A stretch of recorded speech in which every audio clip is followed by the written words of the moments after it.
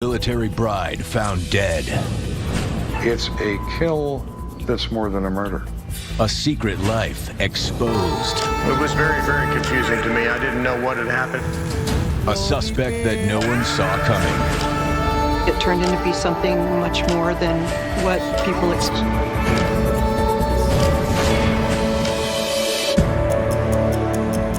My name is Lieutenant Joe Kenda.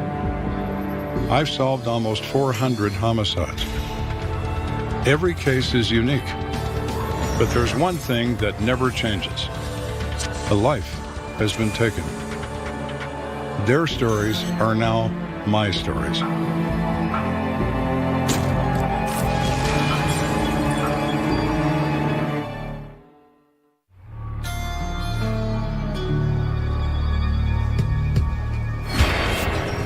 Early morning, March 26, 1985.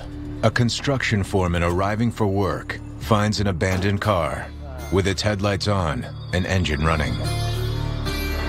It's the kind of thing where this doesn't seem right. Was it some kids just goofing around? Maybe out joyriding and stole a car and then decided to put it in this construction area? The foreman calls the police to report the unusual discovery. The police officer that gets there sees the burning, smells the gasoline, and sees a purse on the floorboard on the passenger side. The officer also sees a pair of women's shoes. He turns off the ignition. Circling the car, he opens the trunk. And what he finds is shocking. It's the dead body of a female, approximately 30 years old.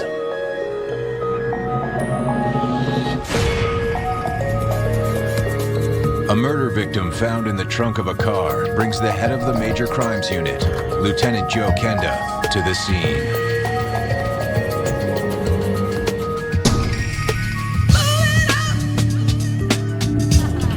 At this moment, I'm looking at this car, I see her in it, somebody killed her, no question of homicide. She had pantyhose tightly wrapped around her neck, face is purple and distorted from the pressure of ligature strangulation. Who did you make so mad that they had to do this to you? Because you made somebody real mad. It's a kill that's more than a murder. To kill is not enough. I want to punish you. I want to feel you die. Very, very personal and very, very angry. That tells me whoever is responsible for this, my opinion, knows this woman and knows her well. And she said or did something that made this person absolutely enraged. Lieutenant Kenda studies the scene and tries to make sense of what had happened. I'm looking around at the tire tracks coming off the road. It's a 90-degree angle to this piece of equipment. And none of it makes any sense to me at all. How did this get here? And how come nobody got out of it? Because there's no footprints here that were unaccounted for. So how did this car manage to wander over here at idle speed and be in gear and dink into this piece of equipment and have this dead woman in the trunk? A pure mystery. It's like none of it made sense. I need to know more, and I need to know it right away. Arson investigators examine the burn damage. The burn pattern on the seats indicated the use of an accelerant, in this case gasoline. The forensic unit also examines the car for clues. On the driver's side floorboard is a large brick. Somebody put it there for a reason. We don't know what that reason is, but we know when you buy a Thunderbird, you don't get a brick as a extra part.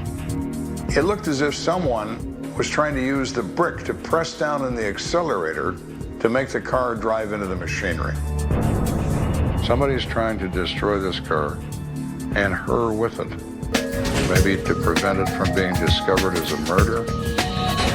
But somebody wanted this car to go away. They just didn't know how. The purse found inside the car contains a driver's license, identifying the victim as 28-year-old Lourdes Riddle. A check on the vehicle shows that it's registered to her husband, Mark Riddle. Mark is a member of the Air Force currently working at NORAD, a top-secret military complex located underneath Cheyenne Mountain in Colorado Springs. I wondered if this murder had anything to do with Mark's work. This case was getting more interesting by the minute. While Kenda continues processing the crime scene, 2 U.S. Air Force investigators show up and announce they are taking charge. When I'm at a crime scene, I'm in charge of it. I own it, even if it's your house. Not right now, it isn't. It's my house. How dare you walk into my crime scene? Who the hell are you?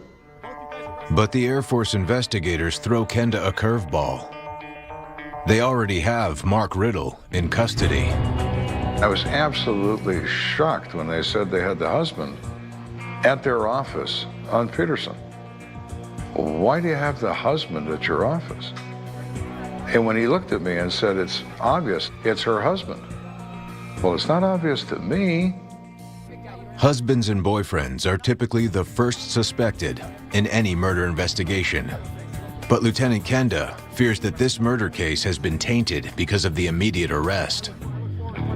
I make my own mistakes in murder cases, but I really get upset when somebody makes them for me. We have an outside agency that has no jurisdiction, that has their hands on Mark Riddle. What if they advise him of his rights and he wants a lawyer? And all I want to do is talk to him. I don't want to accuse him of anything. But their actions could prevent me from doing that, which could really damage this case. Lieutenant Kenda sets out to interview Mark Riddle. He wants to see for himself why Lourdes' husband is such a good suspect. Well, we want to question Mark, of course, but we certainly don't want to accuse him of anything because we have no idea what happened here. And they certainly didn't either. It was very, very confusing to me. I didn't know what had happened. They told me that there was an incident that had occurred concerning my car that Lourdes and I had. And that's all they told me. I say, Mark, I want to advise you of your rights before we go any further, so I give him his rights under Miranda. He waives. Good. Now I want to hit him with something hard to see how he reacts. So I say, Mark, you do realize your wife is never coming home.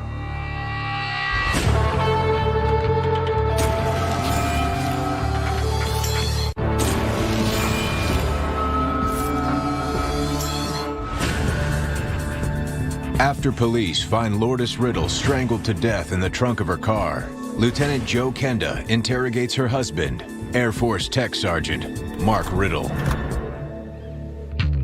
In the Riddle case, the facts are telling me very close, very personal, very angry. Mark is a consideration. He's just a consideration. He's the husband. He is close. He's on the list. Who else could be on this list? I don't yet know.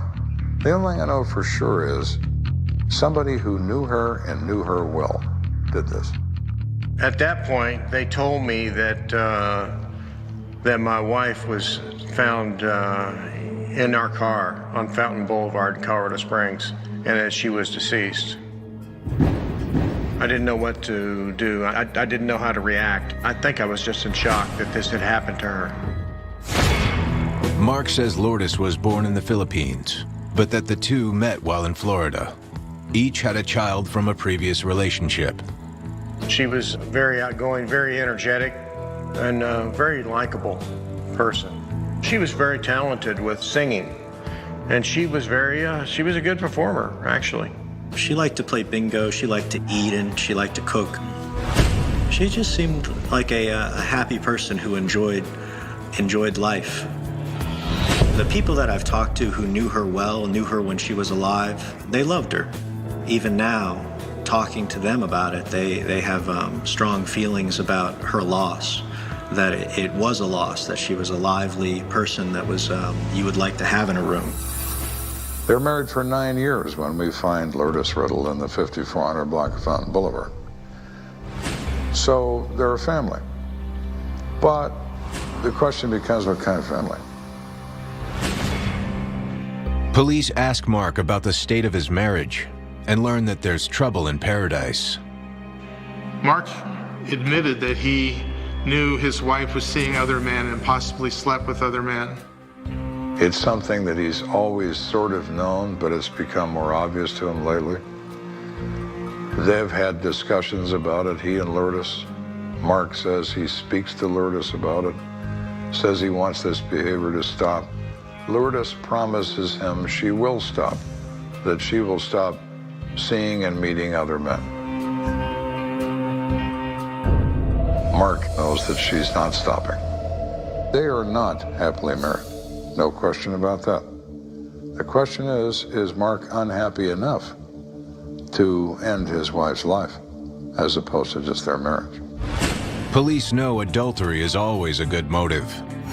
They grill Mark regarding his activities the night of his wife's murder. Mark said the last time he saw his wife was on the previous morning when she dropped him off at work at NORAD. He said he caught a ride home with a coworker, but when he arrived home, she wasn't there. Mark says that he spent the entire night at home and never left the house. Mark Riddle did not have an alibi, per se, for the hours thought to be the time between last seen alive and dead.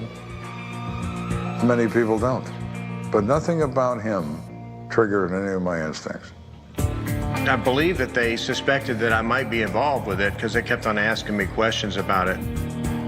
I was very frustrated because I wanted to get home to the children and tell them about this situation. And I said, you know, if you guys are really interested in me, well, give me a daggone lie detector test. Let's get over with this. And so they did. During the polygraph, Lieutenant Kenda pays close attention to Mark's body language. Mark's body language is very strong and very truthful in its appearance. He makes good eye contact. He doesn't fidget. His eyes are not in motion around the room. He's not looking down to the right or up to the left or any of the things you do when you're trying to remember or you're trying to lie. He is very straightforward. Body language, there's no indicators to me that he's not being truthful with her. Mark is released from custody, but agrees to let investigators search his home. They were looking for what I understood was hosiery. They thought that that was what she was killed with. We found 2 packages of pantyhose in the bedroom where Mark and Lourdes sleep. One of the packages had a pair of pantyhose missing. But the packages do not appear to have been opened in a hurry. Those packages are neatly placed there, not ripped apart, not destroyed. There's no evidence of a struggle. There's 2 kids in the house. Mark is just fine. This isn't it. This is not it. And I never thought it was. With Mark Riddle no longer a suspect, investigators turn their focus on Lourdes. Who are her friends? Where does she spend her time? What was she doing on the night she died? We learn who Lourdes' friends are from information in her house. She has a phone book that contains numbers of women who are from the Philippines. Lourdes' friends tell investigators that she liked to meet other men from the Philippines. She was known to frequent nightclubs popular with Filipino-American soldiers. Lourdes Riddle was involved in the nightlife. She liked to party. She liked to dance and go to nightclubs. Maybe she put herself in positions where she maybe was around people that may have wanted to do her harm. Lourdes went to a number of different clubs, not just the ones on post, but the ones in town as well. Any place that was frequented by people her age who were from the Philippines, which is a lot of places. The trouble you have when you try to talk to people about bar customers, when they're a common customer, they all know her, but she's in there so much They can't tell you what night she was in there. So it's very, very difficult to put her in a particular place, even though we know where she goes. Interviews with Lourdes's neighbors further deepen the mystery surrounding her life. The neighbors are aware that this woman comes and goes all the time. She's often wearing high heels and short skirts, fully made up, and so on. They think that she just is a very busy lady. They don't seem to know much about her, but they know that she comes and goes at odd times. The media picks up on the investigation. They dub the unknown assailant the pantyhose strangler. Whenever there is something that involves sex or maybe affairs, then it does become more juicy for the media and just for the public to find out. The public becomes more interested because there are these torrid sort of details that start coming out. There's more to this murder than just sex. Lourdes has been living a secret life and met someone who wanted her dead. I intend to find out what that secret is.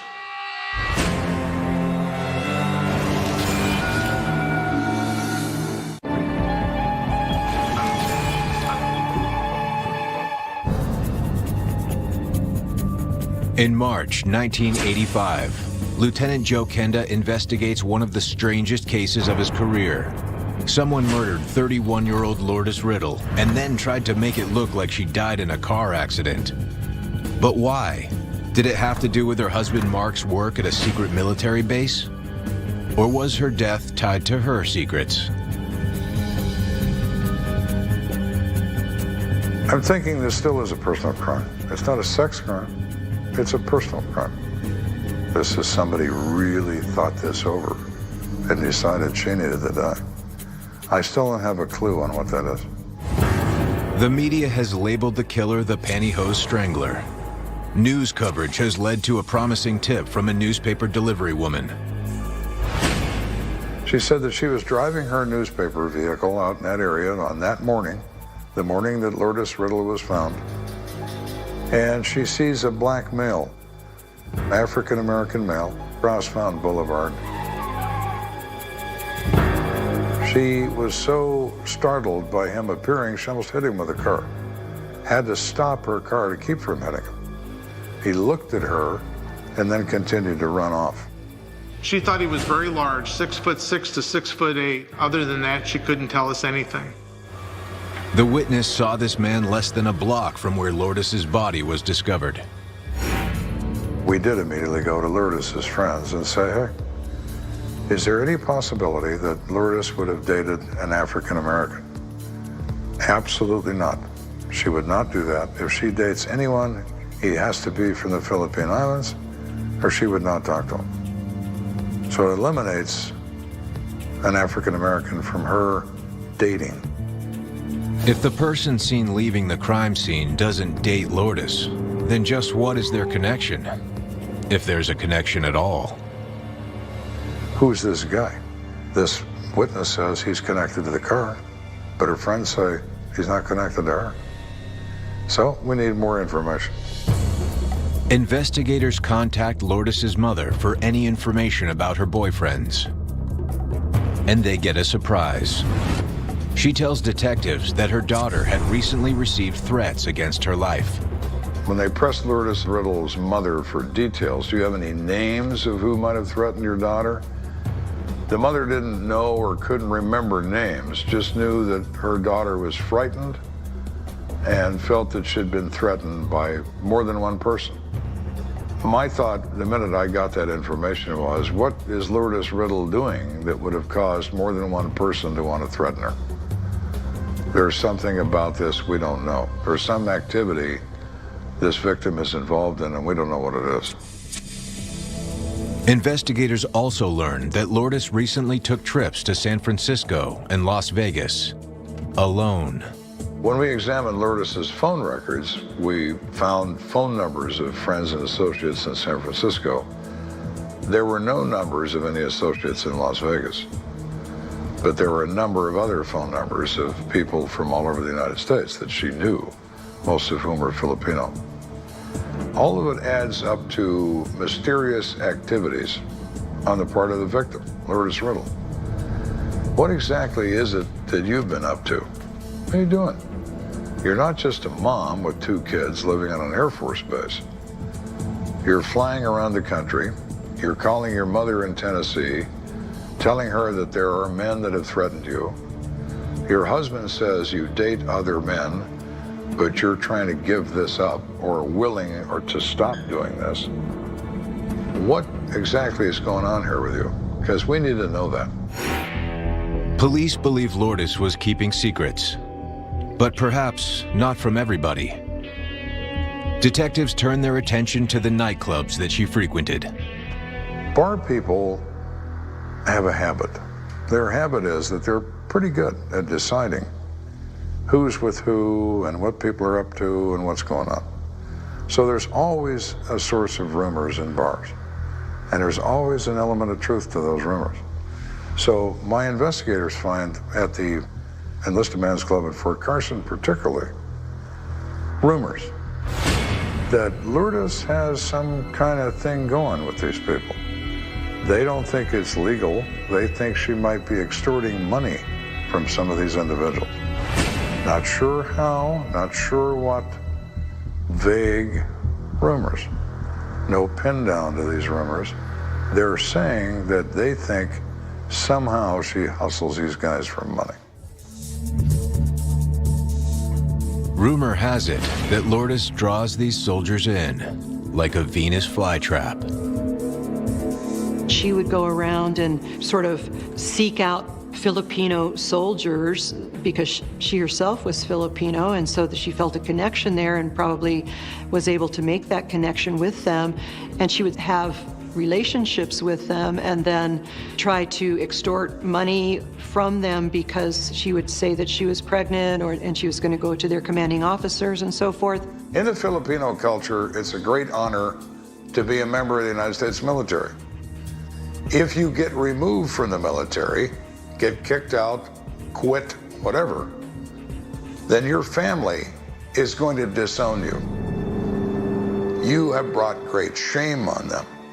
So in a cultural sense, you're screwed.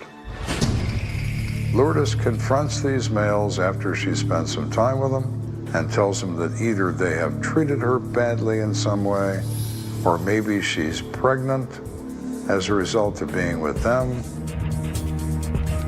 And if they don't pay her a few $100s, then she will be forced to go see their commander and complain, and they will kick him out of the Army. So someone would be afraid, maybe, and pay a small amount of money.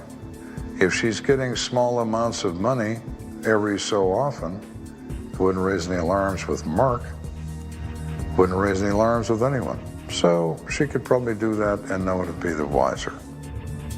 Accusations of blackmail add an entirely new dimension to this case, and may be the key to solving it.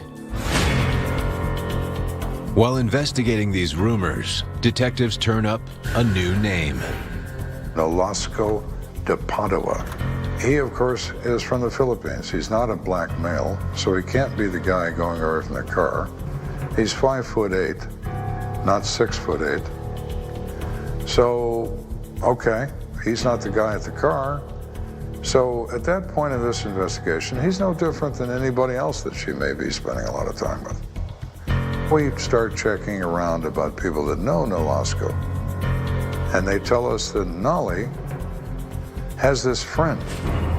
His friend is black, his friend is huge, and everybody kind of stays away from him because they're afraid of him. And who would that be? Well, that's this guy named Brian Hawkins, Private First Class, United States Army. He's very tight with Nolly. Well, no. Now we have something that was interesting, now has become promising. The ongoing investigation continues to draw interest from the media. When her husband is arrested, or at least brought in as a suspect to be questioned, I think a lot of people then start thinking, well, this seems like it might be an open and shut case, that it isn't until later on that the police then say the husband's not a suspect anymore, And we're looking at it in a lot of different ways based on her background and so forth. And the information then begins to start coming out and starts developing into being more of maybe a homicide that has more to it than meets the eye.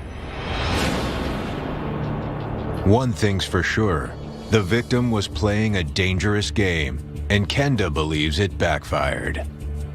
Let the facts give me a theory. Let what I know lead me to what I think might have happened, as opposed to the other way around. And those facts are working nicely right now. Things are starting to add up to me a little bit. We're starting to bubble here. We have the right soup, maybe. Somewhere in that circle of friends, or somewhere in that circle of mystery, somebody killed her.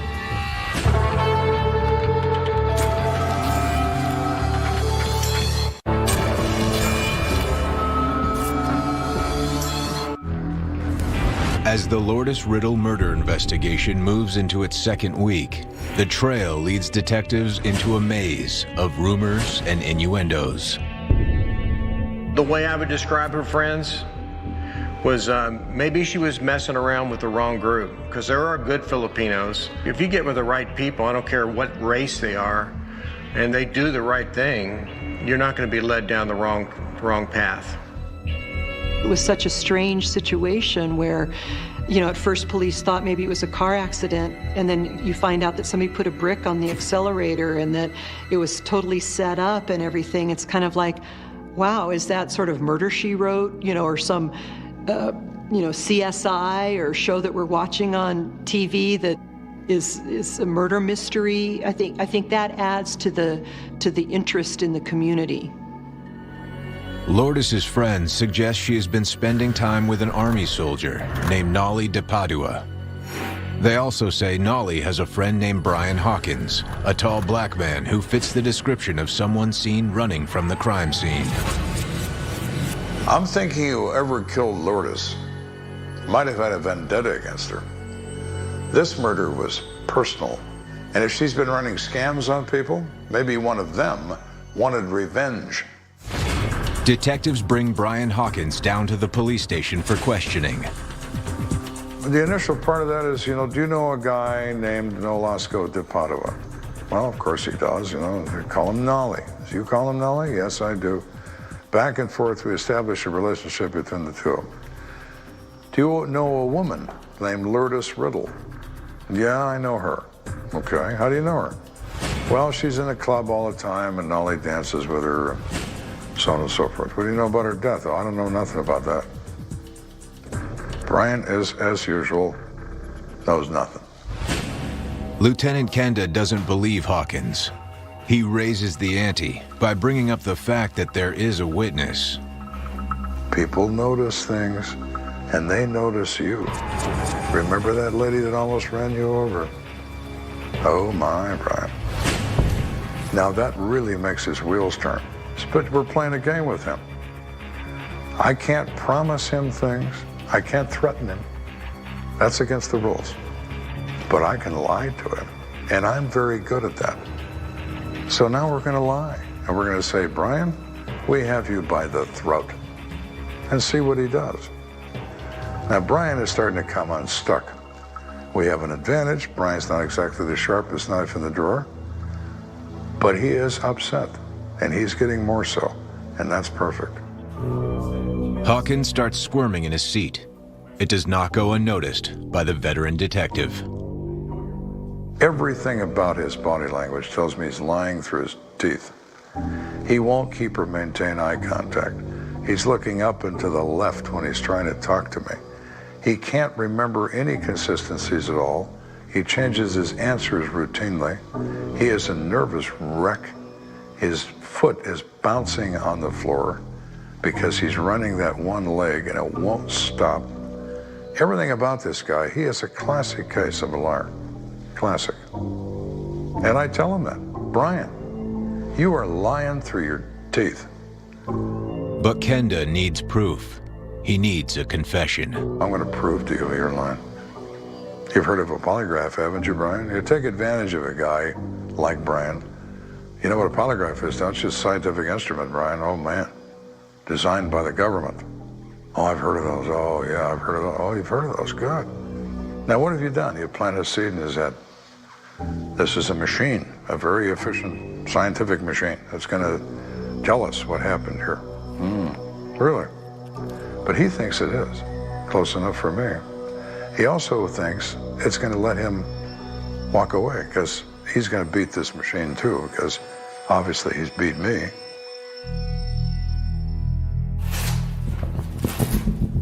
Hawkins takes the polygraph test, and the needle says it all.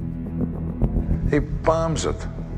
There's a big surprise. Then you have another one of his legs kicked out from under him. Another one of his strands of hope here.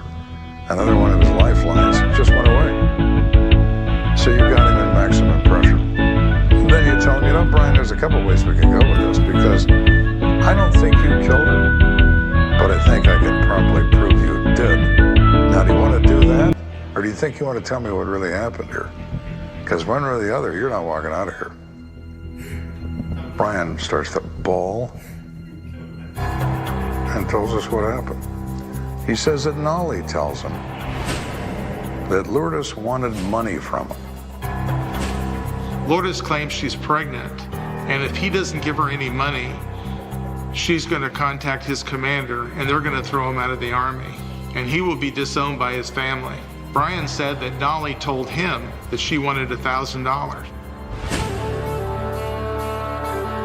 But Brian says that Nolly refused to pay Lourdes.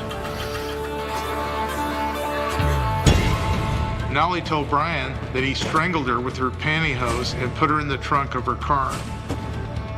But he's got a plan, and Brian's a big part of that plan. Brian is supposed to drive this car out to Fountain Boulevard, where all the construction equipment is. He's supposed to throw gasoline all over the seats, take her out of the trunk, put her behind the wheel, soak her down in gas, take this brick, put it on the gas. It'll drive into that equipment at 70 or 80 miles an hour, and it'll explode and burn. And the police will think it's an accident. And while you're doing that, I'm going to be on guard duty. I'm going to have an absolute airtight alibi. I'm going to be on guard duty for Carson. The way Brian tells it, Nolly thinks he's covered all his bases. And I'm thinking, you got to be the dumbest guy on the planet, maybe on 3 or 4 planets. So I take him back through this. So you were told to do these things. Yeah. Why did you do those? Well, I forgot some things. Yeah, no kidding. Taking her out of the trunk, that was a big one, huh, Brian? Forgot the brick, forgot all that. And I'm thinking, what a goof, you know? If you're going to enlist the aid of somebody in a murder, let's pick somebody with an IQ greater than 12 or so. These are not criminal masterminds, or a couple of blockheads. That's who get involved in these things. Blockheads who honestly believe this car is going to explode because they saw it in the movies. And movies are reality to them. But it makes sense to me. So I'm listening to him because now I think he's telling me the truth. Investigators place Brian Hawkins under arrest for conspiracy to commit murder. But any good feeling Kenda has is about to be turned upside down. I've got one guy on the hook, but this is a 2-person job. And the other guy is going to be a lot harder to put away.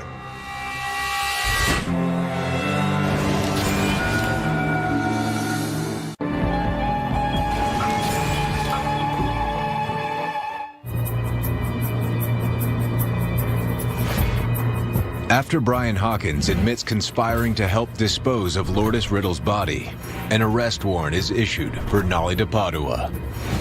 They track him to his apartment complex. My favorite time to arrest people is 4:30 in the morning. If you work, you haven't left yet. If you've been out partying, you're probably home by now. 4:30 works. So I knocked on his door like I was one of his friends. "Hey, Nolly." And he says, "Hey, yeah," from the other side, because he thinks I'm one of his friends.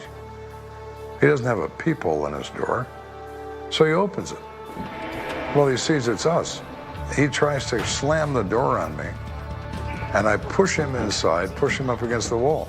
He's got a spring-loaded front door, and it closes.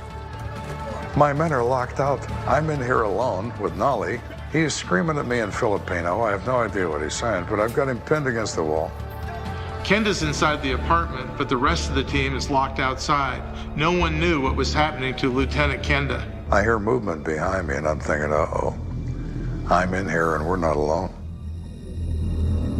Have you ever been so scared you can't talk? You ever been so scared you've had a metal taste in your mouth? I have. You ever been so scared that time stops? You can hear yourself breathing? I've done that too. Yeah, I get scared. But moving through that fear is the difference of being able to do your job. You take the fear and you move through it. Kenda pins Nolly against the wall while he slowly turns around. His heart is racing. There's something hiding in the shadows. But I looked over my shoulder and it was a dog. He didn't bark, he didn't do anything. He just stood there. I relaxed. Dog's not going to shoot me. But that first instinct when you hear that noise, oh, now you're exposed. And there's nothing you can do about it. Nothing. No matter how much they train you, no matter how much you train, somebody wants you, they're going to have you. The officers were eventually able to kick in the door, rush in, and subdue Nolly. Nolly is cuffed and placed under arrest. News of the arrest comes as a relief to Mark Riddle. We were happy, very, very, very happy that these idiots, these perpetrators, animals, were caught, and that we could get on with our life. It was better. There was no more suspecting of me to have anything to do with that at all, and you know, I was vindicated. Back at the police station, Nolly denies any involvement in Lourdes's murder. He's like, "Man, I don't know what you're talking about. Yeah, I know her. I haven't seen her in a long time." Back and forth and so on. He's a wreck. Won't make eye contact. Changes his story every 10 words. As the interrogation continues, however, Nolly starts to crack. We'd already told him that Hawkins had given all the details we needed. We convinced him we had other details we didn't even have. When Nolly found out what Brian had actually done, as opposed to what he was told to do, I think Nolly realized it's over. It's over. Brian screwed up that plan so badly that we're not going to get out of this. He was right. He's defeated, completely defeated.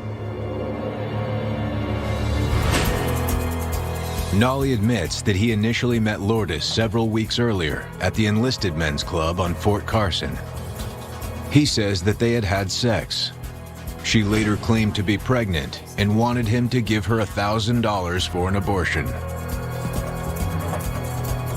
He's annoyed by that, and because he's resisting paying, Lourdes decides to up the ante. She takes his Army dress uniform out of his closet, takes it away. Nolly said that Lourdes stole his dress uniform, held it for ransom, and if he didn't pay up, she was going to burn it. That's Nolly's identity, that dress uniform. And I think that tripped his trigger. That uniform meant everything to him. And now she's going to destroy that? No, she's not. He wants to meet her because he wants that uniform back. Lourdes shows up, but without the uniform. Nolly becomes enraged. Nolly has completely lost it. He's going to solve this problem. He's going to save his uniform and save his money by getting rid of this woman. Nolly snaps. He takes out a pair of pantyhose and attacks Lourdes from behind. Nolly wraps that pantyhose to the bone and strangles her until he knows she's dead. Then he carries her and puts her in the trunk of her own car, drives back to his apartment, calls his friend Brian. I gotta get rid of this dead girl, and you need to help me. Nolly was upset. He wasn't remorseful. He was upset about getting caught, not remorseful about killing Lourdes Riddle. Lourdes Riddle obviously is a participant in her own death. There's no question about that. Lourdes's behavior caused this event to take place. That's true. However, no one deserves to die. No one. In exchange for his testimony, Brian Hawkins' accessory charge is dismissed. On December 12, 1985, 9 months after killing Lourdes Riddle, Nolly DePadua pleads guilty to second-degree murder. He is sentenced to 14 years, but serves only 7. He is a scumbag. He took Jackie and Mark's mother away from them. He didn't really care about how it would affect anybody. I mean, if I was king for a day, I would say that he should have been convicted of first-degree murder and spent the rest of his life in jail instead of just going to jail for 14 years and then getting out after 7. When you strangle somebody, it doesn't happen quickly. It's like drowning, except slower. If somebody were to do that to somebody that you loved, and then they served amount of time that, let's say 7, let's say 10 years, and you were aware that these people are no longer in jail, I mean, that's clearly not justice. She just had some problems, you know. I think there's nobody here in this world that's perfect, you know, and it's just sad that this whole thing had happened. You don't ever lose sight of the fact that a woman has been murdered and that she has a family and that she's a daughter and a mother and a wife. She definitely was doing things that I know were potentially putting her at risk, and obviously they were. Even though somebody is bad, it doesn't necessarily mean that whoever did it was somehow justified in what they did, or that a person was how they lived. I don't want anybody to come back and say the words that, oh, she just got what she deserved. To me, that's not fair. If you kill, then I'm going to come looking for you, and I'm going to find you. And if we have to prosecute you through the sheriff's department or through the CIA or through whoever, I don't care. I'm going to find you. You've made a decision to take a life. Can't do that. Can't do that. No. And I'm going to pursue you for that. Does it matter how important I think it is? They all are. They all are. The first thing the foreman noticed was that the car looked awake. He stood there with his lunch pail, staring the way people stare at something that doesn't fit into the ordinary list of things that happen before sunrise. His brain ran the harmless explanations first. Kids, joyride, prank, because the human mind likes to be kind to itself. Then he saw the glint of a purse on the passenger floorboard and a pair of women's shoes, neatly placed like punctuation, and his kindness evaporated. When the first patrol unit arrived, the officer had that half-alert posture cops develop without realizing it, a posture that says, I'm calm, but my body is not fooled. He smelled gasoline before he even reached the open driver's window. The seats had that scorched look of a fire that wanted to become bigger and didn't quite manage it. He leaned in, killed the ignition, and for a second the world got quieter. No engine, no idle thrum. Just his breathing and the distant city. He circled the car. Trunk. The trunk is always an idea you don't want to have. He popped it anyway, because that's the job. Opening doors you wish would stay closed. The woman inside was not moving. She was about 30, maybe a bit less, maybe a bit more. It's hard to be precise when life has been removed from someone like a label. Her face carried the awful stillness that comes after a struggle has ended. There was a length of hosiery around her neck, tight enough to turn the skin a bruised shade that didn't belong to mourning. The officer's stomach did the small, involuntary drop that all humans share, even the ones trained to stand in the middle of bad scenes and keep their hands steady. He backed away, radios crackling, and the word that matters in any police department began to travel through the wires. Homicide. Lieutenant Jonah Cade arrived minutes later, code open, eyes already working before his feet stopped. He had the quiet confidence of a man who'd seen too many endings and learned to treat each one like a question. His unit called him the librarian, not because he was gentle. He wasn't, but because he stored details the way other people stored songs. Tire tracks, burned patterns, the angle of a car against machinery. A brick sitting on the driver's side floor like it had fallen out of an especially confusing grocery bag. He leaned into the car, careful, and looked at the brick the way a mechanic looks at a part that doesn't belong. Thunderbird, he said, reading the badge. One of the younger officers nodded, not sure why that mattered. Cade pointed at the brick. And the deluxe package comes with masonry? A couple of cops exhaled a half-laugh, the kind you're embarrassed to make at a death scene, but can't help because your body needs some small release valve. Humor, in homicide work, isn't disrespect. It's oxygen. Cade studied the tire marks. The car had come off the road in a clean, sharp angle, rolled forward, kissed the machinery, and stopped. Engine running. Headlights on. No footprints around it that made sense. The story the car was trying to tell didn't match the physics on the ground. Someone wanted this to look like an accident, he said, mostly to himself, and they weren't very good at it. He had barely finished the thought when two men in crisp uniforms stepped into his scene like they'd been invited. Their badges weren't his department's. Their posture wasn't asking. Lieutenant, one of them said. Air Force Office of Special Investigations. We're taking this. Cade turned slowly, like a door on old hinges. This is my city, he said. His voice stayed calm, but the calm was an iron bar. This is my crime scene. The other man's smile was polite in the way bureaucracy can be polite while it moves furniture out of your house. Victim's husband is active duty. We already have him. Cade's eyebrows lifted. You have him where? At our office. Peterson. Cade felt something cold move behind his ribs. Not fear exactly. More like the taste of somebody else's mistake. And you brought him in because... The man shrugged. It's obvious, Lieutenant. Nothing is obvious in homicide. Obvious is what people say when they're bored of thinking. Cade drove to the base with a second cup of coffee he hadn't asked for and didn't taste. He found the husband, Mark Riddle, in the official file, but in Cade's mind already becoming a person with a face and a home and two kids who would be waiting for a mother who wasn't coming back. Mark looked like a man who'd been lifted out of his life and placed into a room where time moved differently. He held himself together with effort. His eyes kept trying to find the edge of the situation as if he could step around it. Cade read him his rights because that was the rule, and because rules are what you hold on to when everything else gets strange. Mark waved it off like a man swatting at a fly. He didn't look like someone rehearsing a story. He looked like someone trying not to fall apart. Cade leaned forward. Mark, he said, you understand your wife isn't coming home. The words hung there. Mark's breathing changed. His face did the thing faces do when reality finally finds them. His eyes went wet and unfocused.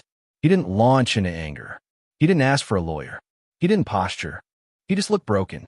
Mark told him about lured, bright, energetic, a performer who sang, cooked, laughed, played bingo like it was a sport.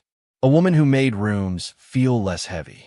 Mark talked the way people talk about someone they love when they're still trying to believe love protects you. Then Cade asked the questions that feel cruel but aren't optional. Was the marriage happy? Was there conflict? Was anyone else involved? Mark's jaw tightened, not with rage, but with embarrassment. He admitted the marriage had been rough. He believed she'd seen other men. He confronted her. She promised to stop. He didn't think she had. Adultery is a motive people understand. It fits into their neat moral boxes. But Cade had learned something over the years. What makes sense to the public doesn't always make sense to the killer. Homicide isn't a morality play. It's a mess of impulses, resentments, fears, and choices. Mark said the last time he saw Lured was the morning she dropped him off at work. He caught a ride home later. When he returned, she wasn't there. He stayed home all night. No alibi, the base investigator muttered, like he'd just solved the whole thing with 3 words. Cade watched Mark's body language the way a musician listens for a wrong note. The man held eye contact. His hands didn't fidget. His answers didn't slalom around the question. He didn't look like someone performing innocence. He looked like someone living grief in real time. Cade pushed for a search of the home, not because he believed Mark was guilty, but because evidence doesn't care what you believe. They found pantyhose packages in the bedroom. One had a pair missing. Nothing ripped open. No signs of struggle. A house that looked like a house, not a battleground. The base investigators wanted a simple story. Cade wanted the correct one. He released Mark, and the case tilted. When the detectives turned their gaze toward Lourdes' life, they found something people never like to admit. A person can be both beloved and complicated. Friends described her as magnetic, always moving, always dressed as if the world was a stage she planned to walk across. Neighbors noticed she came and went at odd hours, makeup perfect, heels clicking like punctuation marks down the walkway. The press, hungry for anything with heat, latched onto the detail of hosiery and decided the killer needed a nickname. They always do. It makes horror feel like entertainment, and entertainment sells. Cade didn't love the nickname. It turned a woman into a headline accessory. Still, he understood the machinery. Stories are how the public copes. Bad stories are how they simplify. Then a tip arrived from a newspaper delivery woman. She had been out early, driving her route, when she nearly hit a man who appeared across the boulevard. Tall, very tall, running. She remembered his size because size is what your mind stores when something startles you. Shape, speed, danger. Cade listened carefully. He didn't let the detail become a conclusion. Witnesses see what they see. They don't always see why. Friends insisted Lourdes didn't date outside her community. Cade didn't repeat that claim out loud his head too much, because human beings are full of exceptions, and assumptions are how you get blindsided. Still, the tip mattered. Someone had been close to the crime scene at the exact wrong time. Then Cade spoke to Lourdes' mother.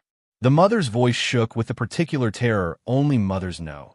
The sense that you have failed to protect your child, even when your child is a grown woman with her own life. She told me she'd been threatened, her mother said. More than once. Threatened. Multiple people. Cade felt the case widen again, like a hallway turning into a stadium. One person in a rage is a problem. Multiple threats suggest a pattern, a life brushing up against risk repeatedly.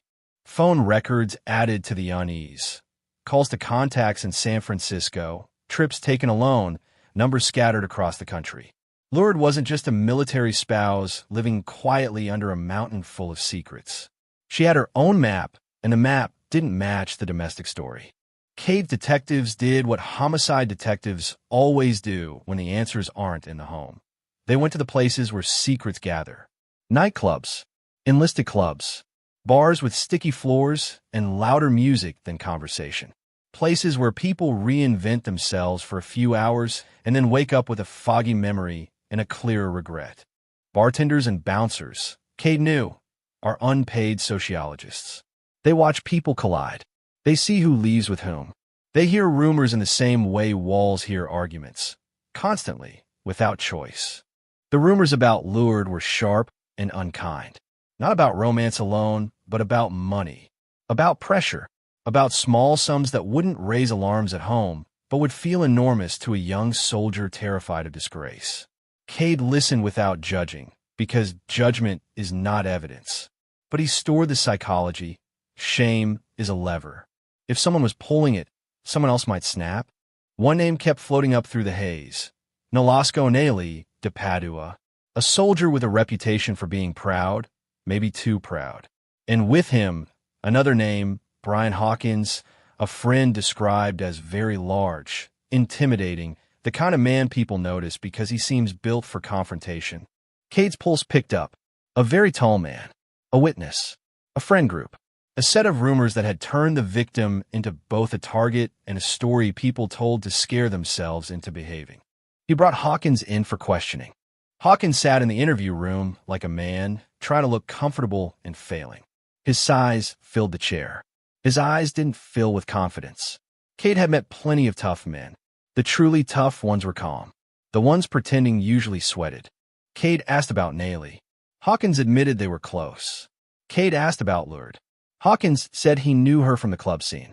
Cade asked what Hawkins knew about her death. Nothing, Hawkins said. Cade leaned back, letting silence do its work. Silence is a mirror. Liars hate seeing themselves. Then, Cade mentioned the delivery woman who almost hit someone near the scene. Hawkins's face changed. Not dramatically, just enough. A flicker, like a light switching behind his eyes. He shifted. His legs started to bounce. The room filled with the tiny sound of nervous energy tapping against the floor.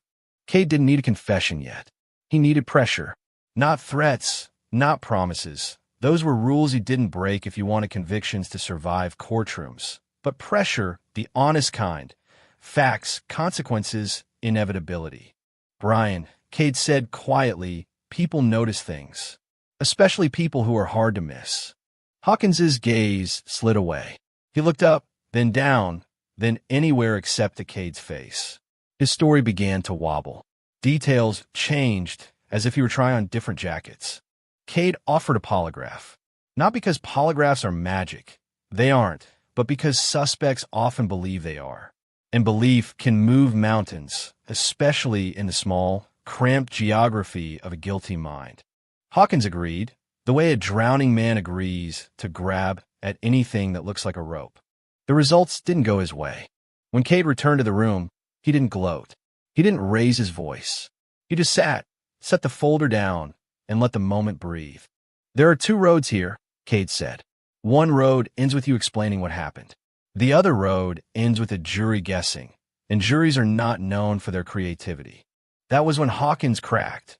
Not like a dramatic movie villain, but like a human being whose lies have become too heavy to carry. Tears came. His shoulders sagged, and the story spilled out in messy, uneven pieces. He said Naley had been pressured for money. He described threats that had escalated. He described a plan to make the death look accidental, to erase the crime in a blaze and movement and confusion. Cade listened, heart heavy, because every time a suspect talks, the victim becomes clearer and the end becomes more final. He asked questions to anchor the confession in reality, but he avoided turning the details into a blueprint. The goal was justice, not a tutorial. When Hawkins finished, Cade knew two things at once. Hawkins was involved, and Hawkins wasn't the one who had made the first choice.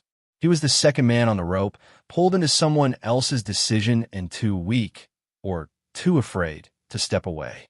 They arrested Hawkins for conspiracy, and the department shifted into the tense rhythm of a manhunt. Naley was found at his apartment before dawn, because dawn is when people are most themselves, unarmed by routine, half asleep, not ready to perform. Cade knocked like a friend. The door opened. Surprise flushed. Naley tried to slam it shut. Cade surged forward, forcing the door inward, pinning Naley against the wall as the rest of his team struggled with the jam. For a few seconds, Cade was alone inside with a desperate man and the sound of movement behind him. He turned, adrenaline flaring, and found, of all things, a dog. The dog didn't bark. It simply watched, silent and judgmental, the way dogs do when they realize humans are once again making strange choices.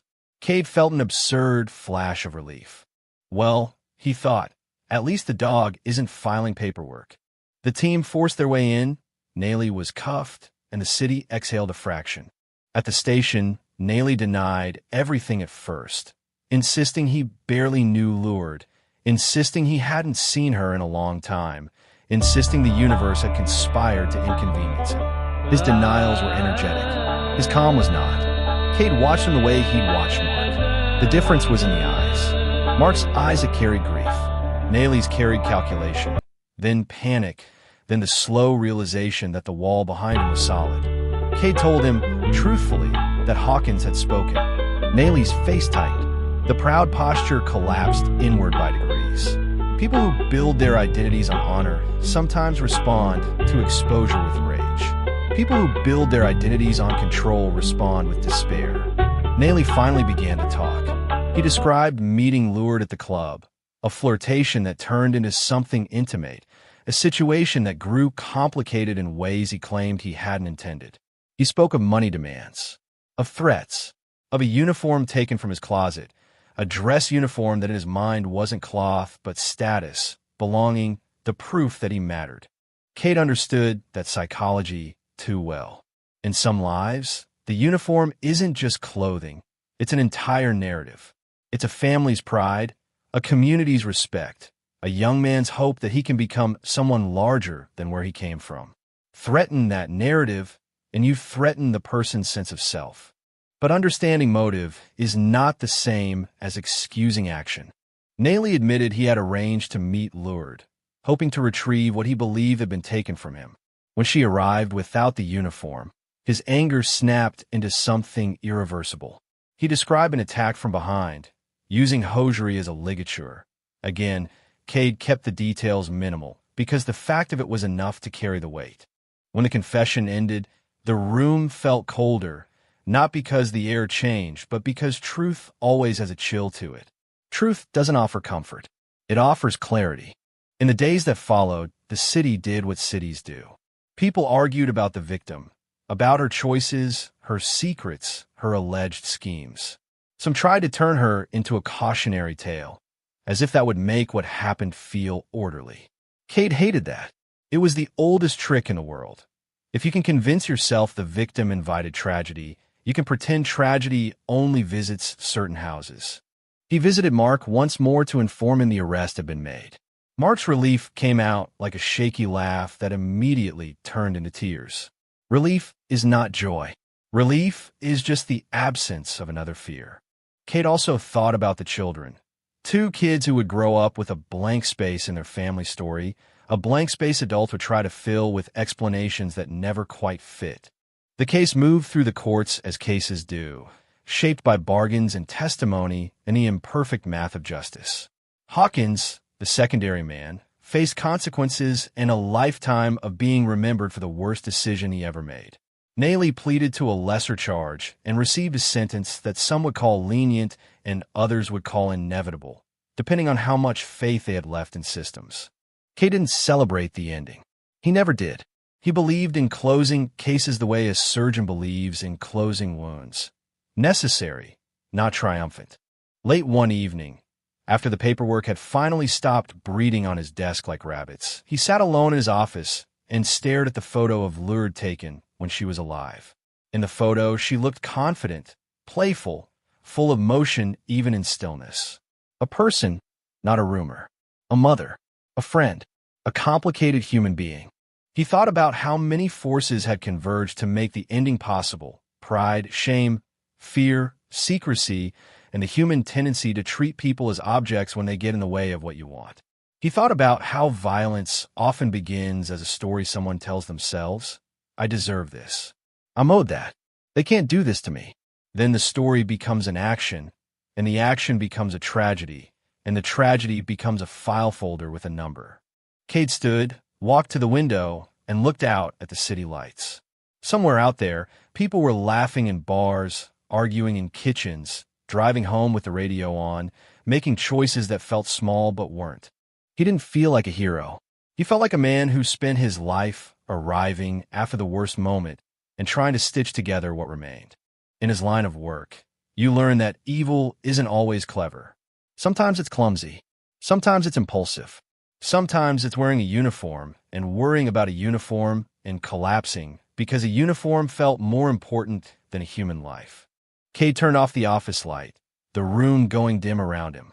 Tomorrow would bring new calls, new scenes, new puzzles. There would be more cars that looked awake when they shouldn't. More doors that needed opening. More stories that didn't make sense until they did. And through it all, he would keep doing the one thing he could do. Take the chaos, take the lies, take the pain, and force it, inch by inch, into something that resembled truth. The next morning, Jonah Cade learned, again, that a closed case doesn't actually close, it just changes outfits. In the hallway outside the squad room, the file cart waited like a smug little parade float, stacked with binders that had reproduced overnight. Someone had taped a sticky note to the top folder. Court stuff, with 3 exclamation points, as if enthusiasm could replace accuracy.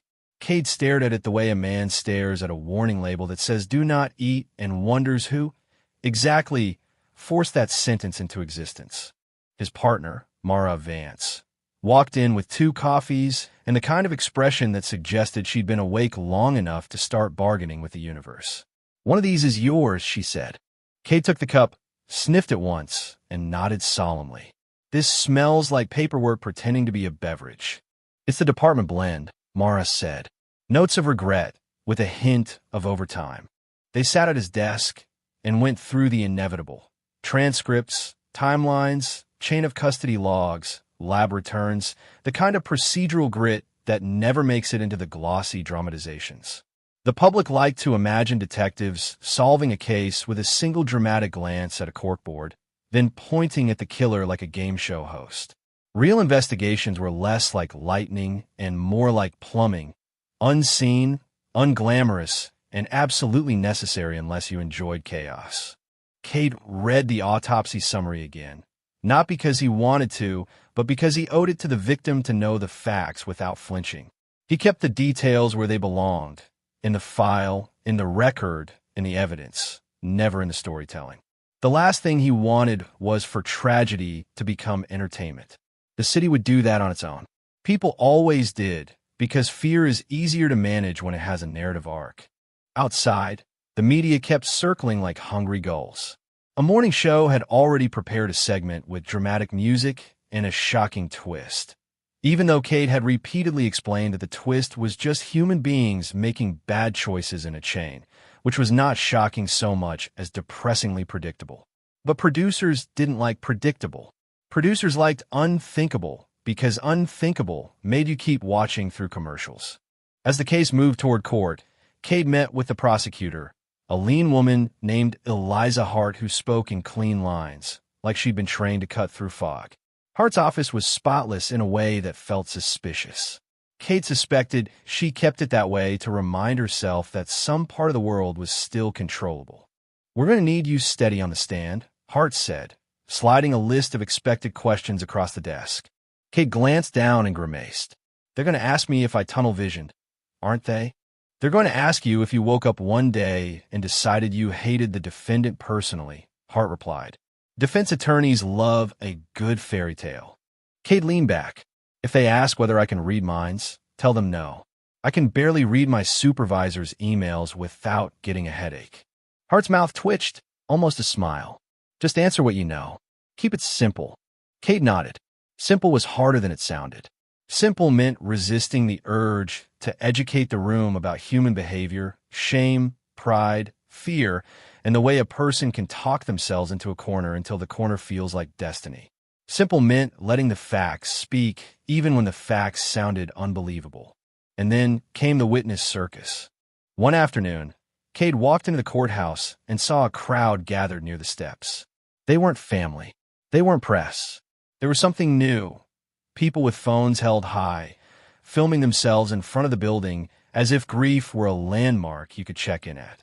A young man wearing a hoodie that said "True Crime is my cardio" saw Cade and waved. "Hey, are you the detective?" Cade stopped, carefully neutral. "I'm a detective, yes." The young man lit up. "Oh my gosh, it's like so crazy. Can I get a selfie? My followers would die." Cade stared at him, then at the hoodie, then back at the man. "Please don't use that phrase," he said gently. "Also no." The man blinked, as if refusal had short-circuited his worldview. "But I'm like, supporting the case." Cade nodded. "Support the family by giving them space. That's the best kind." He walked past, leaving the man to process an unfamiliar concept, that not every moment existed for content. Inside the courtroom, the air had that strange, disinfected tension that makes every whisper sound louder. Families sat stiffly, eyes forward. Lawyers arranged papers like they were laying out instruments. The judge entered. Everyone rose. And for a moment the room felt almost ceremonial, an attempt to wrap order around something that had none. When Cade took the stand, he answered the way he'd promised Hart. Clean, factual, minimal. He described the car, the scene, the contradictions that suggested staging. He explained how investigators follow the evidence, not rumors. He explained why certain interviews mattered and why certain leads didn't pan out. He didn't embellish. He didn't dramatize. He didn't perform. The defense attorney tried anyway. So, detective, the attorney began, voice warm with practiced disbelief. Isn't it true you decided early on that this was a scandal, not a crime? That you assumed the victim's lifestyle led to her death? Cade looked at the attorney the way he looked at a broken taillight, annoyed but fixable. No, he said. I decided early on that someone died unlawfully, and my job was to figure out who did it. Everything else is noise. The attorney shifted tactics. You questioned multiple people from a nightclub scene, didn't you? Yes. And you would agree that nightclub patrons are unreliable. Cade paused. I would agree that humans are unreliable, including people who wear suits and call themselves Your Honor. A small ripple moved through the room. Someone tried to stifle a laugh and failed. Even the judge's expression softened for half a heartbeat before snapping back into neutrality. The attorney recovered. Detective, this is not a comedy. Cade kept his face calm. No, he said. It isn't. That was the line that quieted the room properly. Humor could open a window, but the air outside was cold. Everyone remembered why they were there. After court, Cade stepped into the hallway and found Mark Riddle waiting near the wall, as if he didn't want to take up space he didn't deserve. His eyes were tired in a way that had nothing to do with sleep. Two children stood close to him, small, serious, dressed in neat clothes that didn't quite fit right, like outfits chosen by adults who were trying to make the day feel respectable. Cade approached slowly, lowering himself to the kids' level the way he'd learned to do years ago, back when his job still included hope. Hi, he said softly. I'm Jonah. The older child stared at him, suspicious. Are you the one who found? The child couldn't finish the sentence. Cade swallowed. I'm one of the people who try to help, he said, and I'm very sorry you're going through this. The younger child looked up and asked the question children ask when adults have filled the house with silence. Is Mom coming back? Mark's shoulders tightened, like he'd been punched from the inside. Cade's chest ached. There was no clever line here, no joke, no procedural explanation that could protect them. Mark crouched and wrapped his arms around both kids. No, he whispered, but we're going to be okay. Cade watched them, feeling the familiar anger rise, not the loud kind, but the steady kind that kept him coming to work. People like to debate guilt and innocence like it was a sport. Children never did. Children only dealt with the consequences. Outside, the city kept moving. Cars honked. People laughed at cafes. Someone argued over parking like it was the most urgent conflict on Earth. The normal world went on, and it always felt slightly offensive. Back at the precinct, Mara was waiting with a fresh stack of reports that looked like it had been printed directly from the mouth of a nightmare. Don't blame me, she said. I try to scare them away by telling them we have meetings. Cade sat, rubbed his eyes, and flipped open the first report. Another case. Different victim. Different neighborhood. Same human pattern. Somebody's private spiral colliding with somebody else's life. You ever feel like we're mopping during a rainstorm? Mara asked, leaning against the desk. Cade didn't answer right away. He stared at the report, then at the photos clipped inside, carefully chosen, not graphic but heavy with implication. He kept his voice low. I feel like we're the people who show up after the rainstorm and argue with the puddles, he said. But if we don't argue with them, they turn into lakes. Mara nodded like she understood. Then she smirked. That's the most poetic thing you've ever said. Don't spread it around, Cade muttered. I have a reputation. They worked late.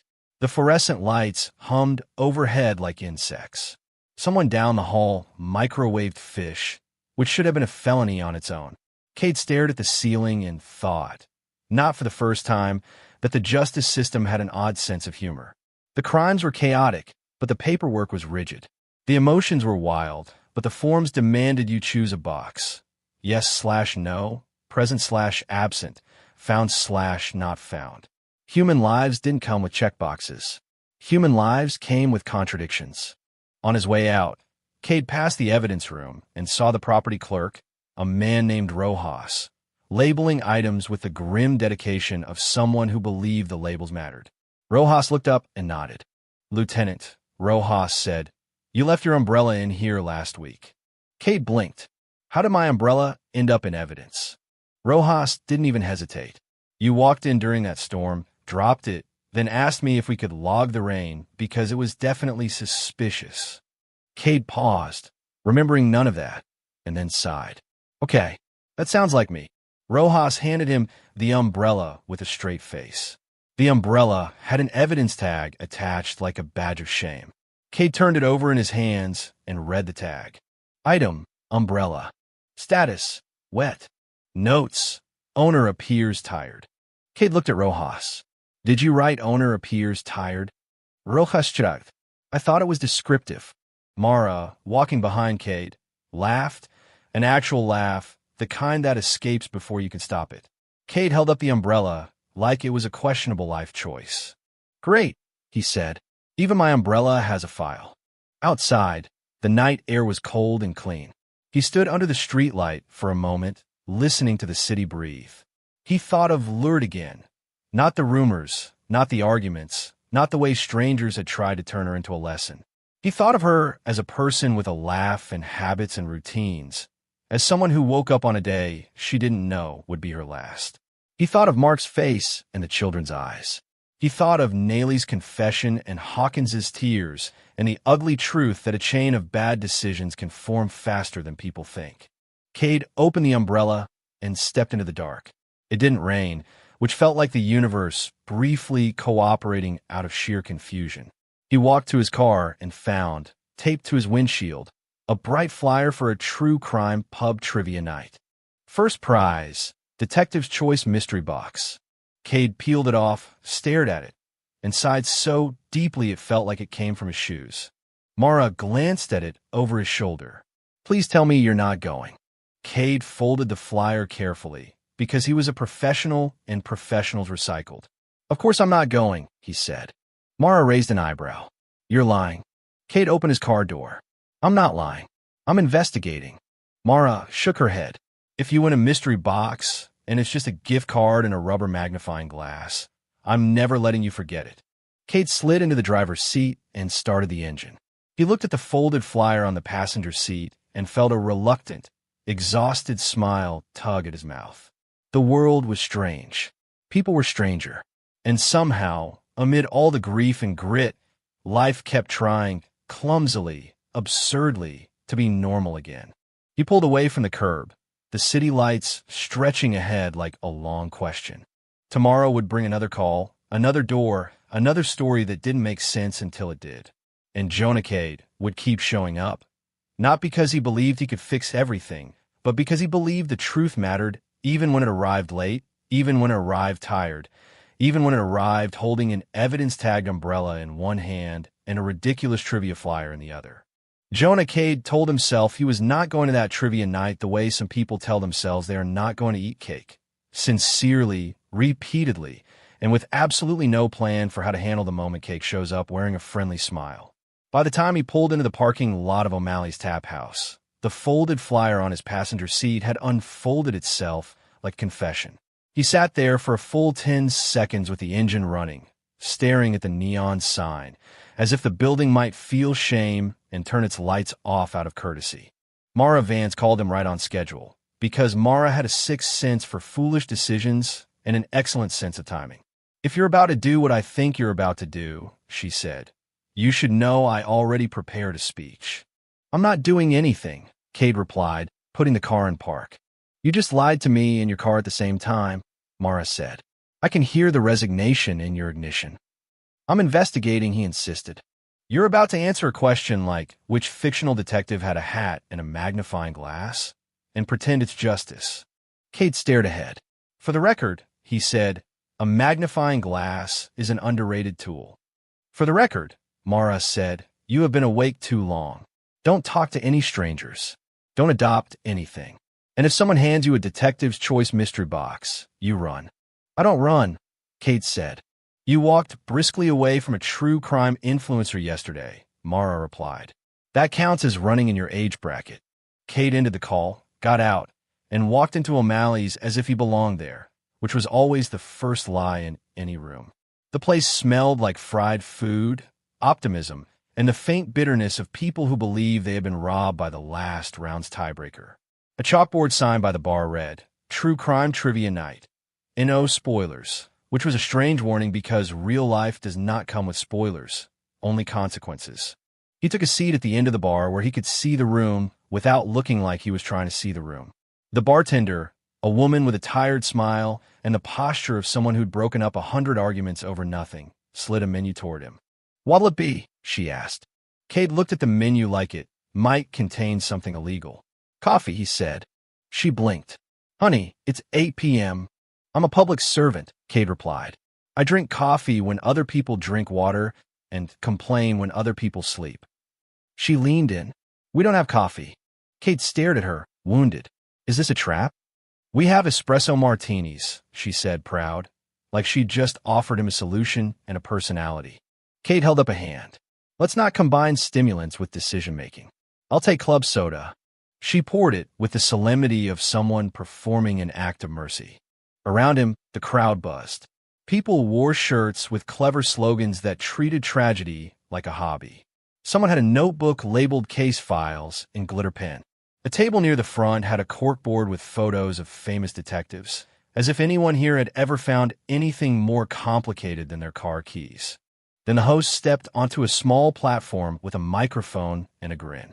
He was a tall man in suspenders with the bright eyes of someone who loved an audience and didn't mind if the audience loved him back. "Welcome, sleuths and truth seekers," he announced. "Tonight we celebrate mystery, justice, and the beautiful art of being confidently wrong in public." The room cheered. Cade did not cheer. Cade sipped club soda like it was a sedative. The first round began with easy questions. Famous cases, famous sayings, famous fictional investigators. Cade watched teams whisper and argue. He watched people high-five after guessing correctly, as if guessing were a moral victory. He watched the host make jokes about twists and shocking turns, and each time the room laughed, Cade felt the quiet discomfort of a man watching strangers turn someone else's grief into a party game. Then, midway through the second round, a woman approached him. She was in her late 40s, hair clipped back, eyes sharp. She didn't have a slogan shirt. She didn't have glitter. She carried herself the way people carry themselves when they've had enough of nonsense. "You're a detective," she said. Cade glanced up, neutral. "I'm a person drinking club soda," he replied. "That's all I'll admit to in public." She smiled faintly. "You're the one who testified today." Cade paused. If she recognized him, she'd been in the courtroom, or she'd watched the news, or she'd lived in that orbit where people collect tragedies like stamps. He kept his voice calm. "And you are?" "Name's Lorna," she said. "I deliver papers. I also deliver unsolicited truth. It's a talent." Cade's attention sharpened.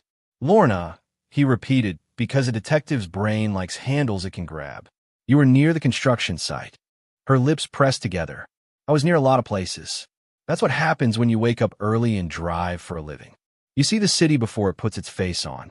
Cade tilted his head slightly. "Did you come to trivia night to talk to me about a homicide?" "I came to trivia night because my sister thinks I need a fun hobby," she said, making quotation marks in the air like the phrase tasted bad.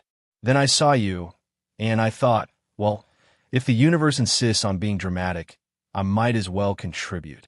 Cade didn't smile, but something eased in his chest. He'd always preferred civilians who spoke plainly. "Tell me," he said.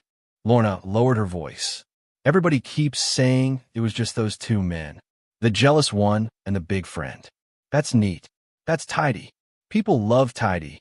But when I drove by that morning, I didn't just see a tall guy running. I saw a car." Cade leaned forward. "What kind of car?" She shrugged. "Not the one that hit the machinery. Another one. Dark. Boxy. Parked like it didn't want to be seen. Then it rolled away slow, like it had all the time in the world." Cade's pulse rose, careful and controlled. "You didn't mention a second car before." "I did," she replied dry, to an officer who looked at me like I'd interrupted his thoughts. He wrote something down. Then nothing happened. "That's why I'm here, Detective Club Soda. Because I don't like being treated like background noise in my own city." Cade felt the familiar irritation, at missed details, at fatigue, at systems that sometimes drop the ball because the ball is one of 50 balls and everyone's hands are full. He kept his tone respectful. "Do you remember anything else? Plates? Stickers? Damage?" Lorna's eyes narrowed as she searched her memory. I remember a bumper sticker, she said finally. Something funny. Something dumb. A cartoon dog. Cade's mind flashed to the dog in the apartment, silent and judgmental. He kept his face still. Cartoon dog, he repeated. Lorna nodded. That's all I've got. But know what I saw. And I'm not the type to confuse a moving car with a miracle. Cade sat back, letting the information settle. The case was technically closed in the sense that arrests had been made and confessions obtained. But closed was a word that looked better on paperwork than it did in life. Sometimes you got the right people for the central crime and still miss someone who helped, someone who watched, someone who benefited. Sometimes a secret had a second secret attached to it, like a hidden pocket sewn into a hidden pocket. Thank you, he said. Lorna raised a brow. You're welcome. Also, your trivia host is wrong about that quote from the famous detective. He's mixing two different cases. Cade blinked. You came to correct homicide procedure and trivia? I contain multitudes, Lorna said, and walked away. Cade stared after her, feeling something rare, the faintest pull of amusement in the middle of serious work. He also felt the heavier pull of responsibility. If there had been another vehicle, another presence, another set of footprints the story didn't mention, he owed it to the victim's family to make sure the truth didn't have loose threads. A cheer erupted. Someone's team had just nailed a question about a famous case with a ridiculous nickname. The room applauded itself. Cade stood quietly, drained his club soda, and left without fanfare. Behind him, the host's voice boomed into the microphone. Remember, folks, always lock your doors. Cade muttered to himself as he reached the exit, and always get enough sleep, but the room couldn't hear him over its own excitement. Outside, the air was colder, calmer, honest. He sat in his car and called Mara. You're alive, she answered, which means you either behaved or you got bored. I met a newspaper delivery woman, Cade said. Mara sighed. Of course you did. You can't go anywhere without collecting a witness. She saw a second car near the scene. Cade continued. Dark, boxy, rolled away slow. She remembers a cartoon dog bumper sticker. Mara went quiet for a beat. That's not nothing, she said carefully. It's also not proof, Cade replied. But it's a thread. And you love threads, Mara said. You pull them until the whole sweater comes apart, and then you complain about the cold. Cade started the engine. I'm going back to the office. At least tell me you didn't buy the mystery box, Mara said. I didn't, Cade replied. You're thinking about it right now, she said. I'm thinking about justice, Cade insisted. You're thinking about a box, Mara said, and hung up. Back at the precinct, the night shift looked at him the way night shift looks at anyone who shows up voluntarily, with suspicion and mild pity. Cade headed straight to the report room, found the original tip entry, and felt his jaw tighten when he saw how the witness statement had been summarized. It was technically accurate and practically useless, like a map that labels an entire city somewhere over there.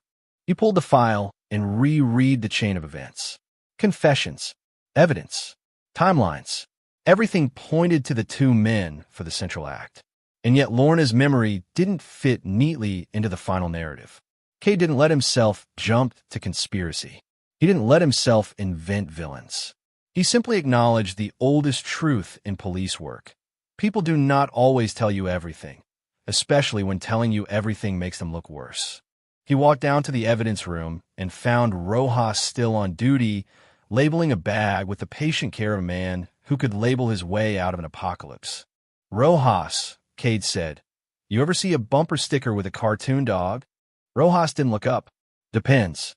Are we talking friendly dog, ironic dog, or dog that's judging you for your choices? Cade paused. Judging dog. Rojas nodded slowly, as if this was serious. That's most of them. I'm not asking as a philosophical exercise, Cade said. Rojas finally looked up. I've seen one around base housing, he said. Cartoon hound with sunglasses. Says something like, don't ask me. I'm just the dog. Real confidence sticker. Cade felt the hair at the back of his neck lift slightly. Who drives the car? Rojas Chirac. No idea. But the sticker's hard to miss. You want me to file your question under suspicious canines? Cade exhaled, the nearest thing to a laugh. Just write it down. Rojas leaned back, pen ready. As what? Cade stared at the blank line on the form. Every box in the system demanded a category. Reality rarely complied. Right, Cade said, choosing his words. Possible associated vehicle, unknown operator, witness recollection.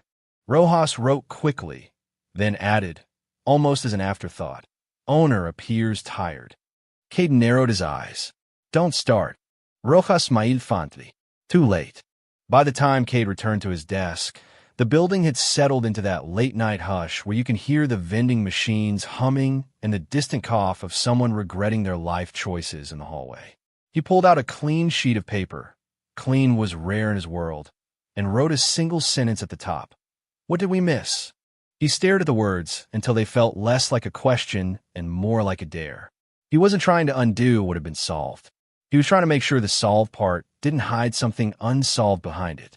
If there had been an extra set of hands, an extra witness, an extra person who had helped stage or move or lie, that person didn't get to walk away just because the main story had satisfied the public. Mara walked in around midnight, hair messy, coat thrown on like she'd wrestled it into place. She carried 2 coffees this time, because of course she did. She set one down and glanced at his paper. What did we miss? She read out loud, then looked at him. I knew it. I knew trivia night was a gateway. It's not trivia, Cade said. Mara took a sip. It's never trivia. It's always one more little thing until you're living off vending machine crackers and spite. Cade didn't deny it. He told her about Lorna. He told her about the bumper sticker. He told her about Rojas's memory of base housing. Mara listened, then leaned back and rubbed her forehead. Okay, she said. If someone else was there, it could be a friend, a lookout, a ride, or it could be nothing. It could be nothing, Cade agreed.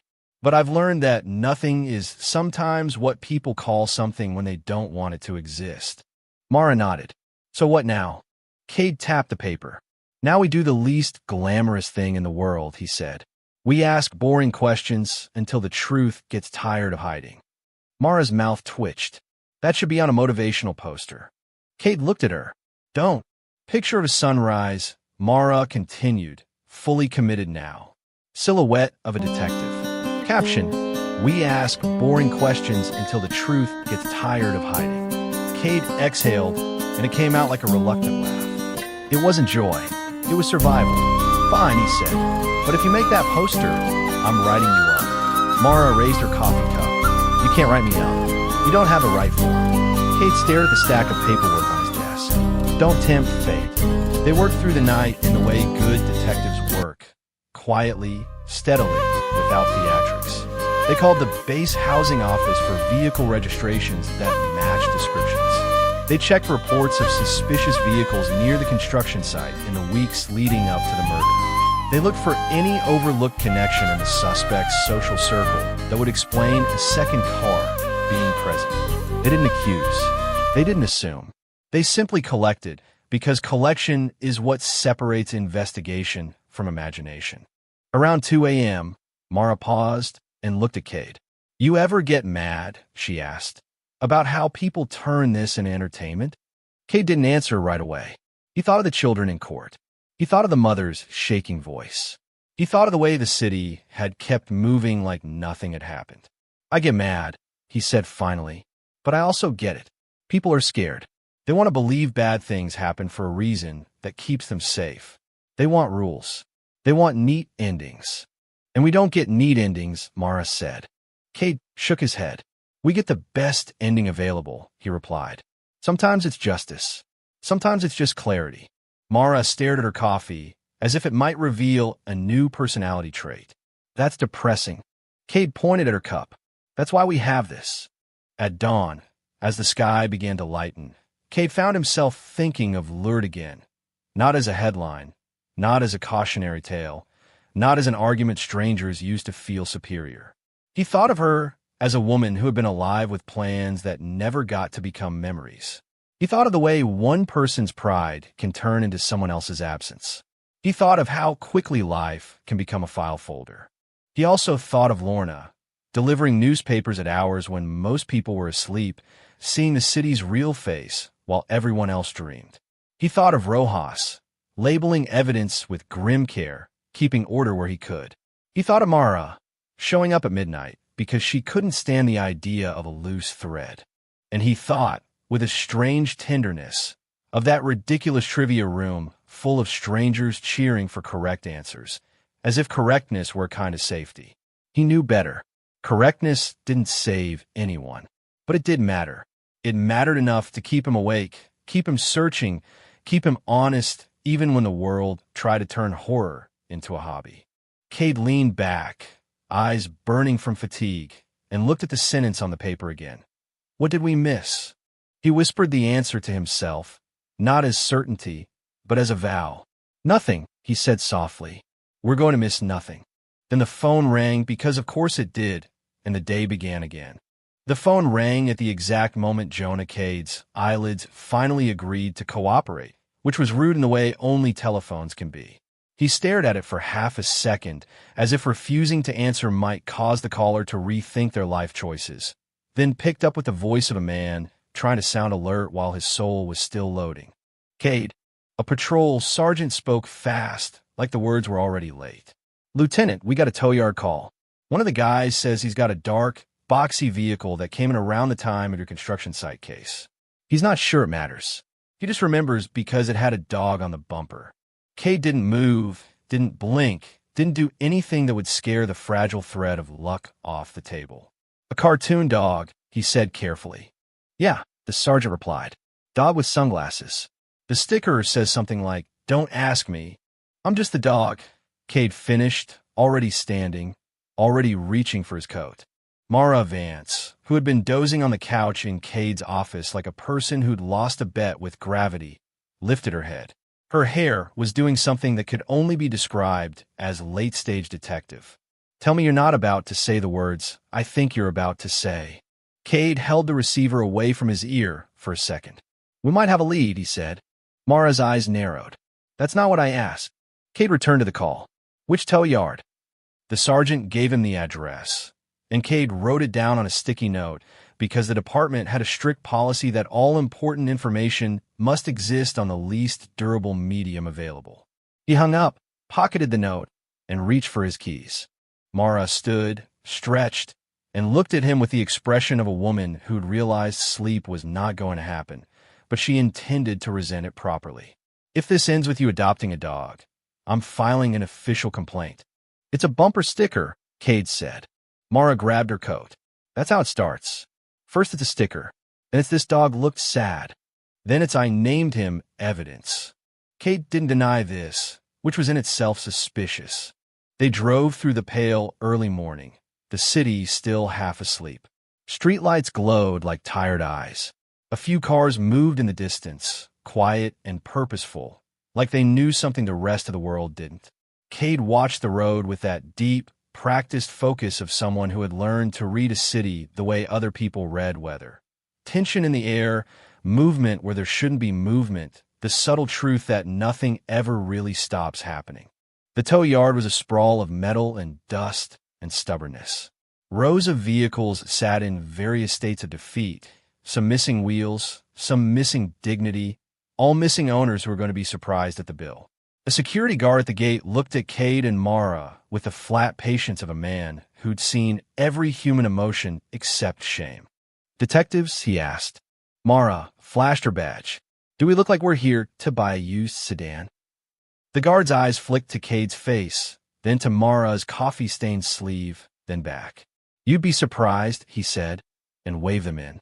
Inside, a tow operator named Glenn met them near a small office trailer.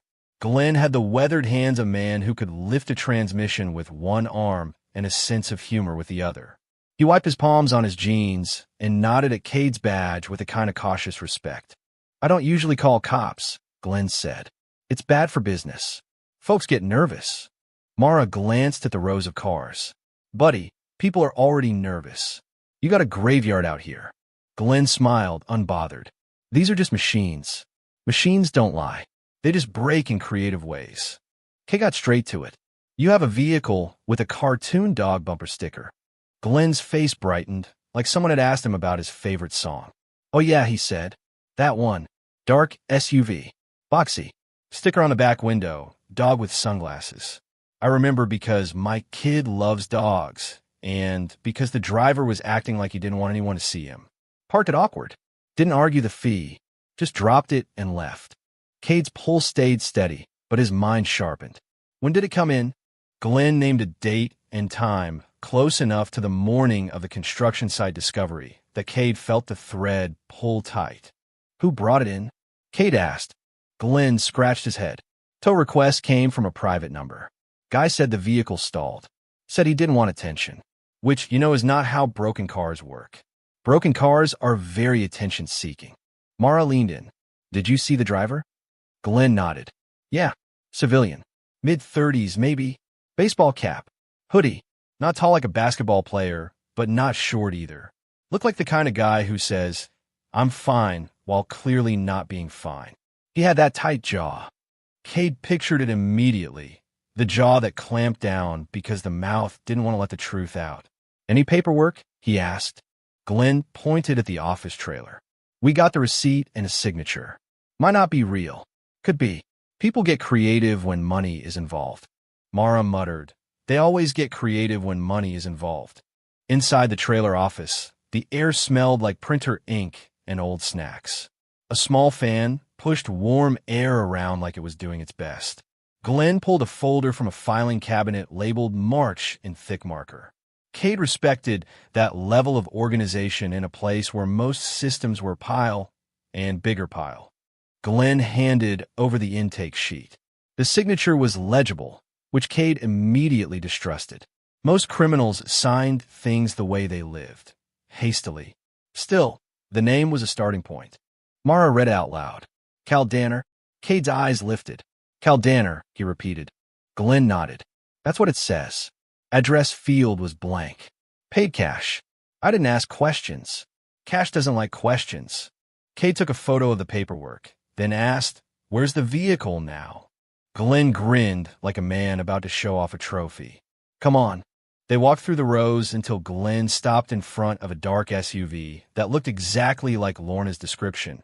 Boxy, unremarkable, the kind of car you could lose in any parking lot if not for the sticker on the back window. The cartoon dog wore sunglasses and a smirk, and the words beneath it read, Don't ask me. I'm just the dog. Mara stared at it. I hate that I'm starting to like this dog. Cade ignored her and examined the car from a distance first, the way you examine anything that might be more than it seems. Has anyone been inside since it came in? Glenn shook his head. Nope. It's been sitting. Battery dead now. Like most things in this yard. Cade's mind began to assemble the cautious checklist. Legal authority, proper handling, chain of custody. He could already hear the defense attorney later, smiling warmly while suggesting Cade had personally planted the sticker. He looked at Mara. We need this held. Officially. No one touches it. Mara nodded. I'll call it in. While Mara stepped aside, Cade stayed with the vehicle, staring at a machine that might have been a silent witness. He didn't romanticize objects, but he respected them. Cars were honest in their own way. They carried dirt from where they'd been, fibers from who'd sat inside, tiny stories caught in seams and crevices. People could lie all day. A floor mat didn't care about your narrative. Mara returned. Okay, she said. Tow yard is cooperating. We're getting a warrant request moving. Also, the judge on duty is in a mood, which means we should bring snacks and humility. Glenn folded his arms. So it's a crime thing? Cade didn't give more than he needed to. It's a possible connection to an open question, he said. Glenn whistled softly. Well, that's something. I mostly connect cars to unhappy owners. Mara glanced at him. Glenn, you just accidentally did a civic duty. Glenn looked alarmed.